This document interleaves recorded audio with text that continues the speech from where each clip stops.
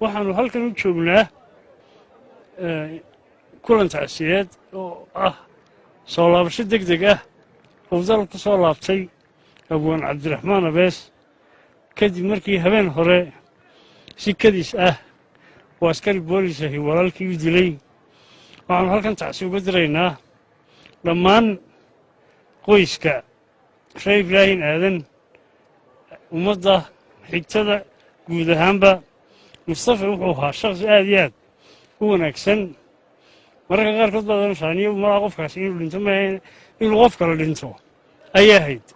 gacan ka gardaran ayaa si xaqdarra mustafe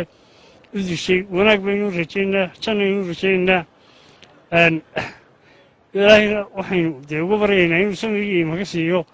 dhammaan qoyska iyadoo oo cabdiraxmaan marka horena dee xaalada adag dalka uu uga baxay haddana waxaa kiiskaa u soo celiya xaalado kale oo ka sii adag marka hore xadhiggii waxbaaba hediyo waa la istiideeyaya waxa in dhafoorka la iska joogto sabab la'aan ilaa hadda warkaanu hayno in dhafoorka la iska joogto sabab la'aan oo wax allaale waxaanu sheegi karaynaa ninkaasi u dhinto aanay jirin markaa dee laamaha cadaaladu ayuunu ka filaynaa inay dedejiyaan kiiska ilaahayna samiriin ka siiyo dhammaan qoyska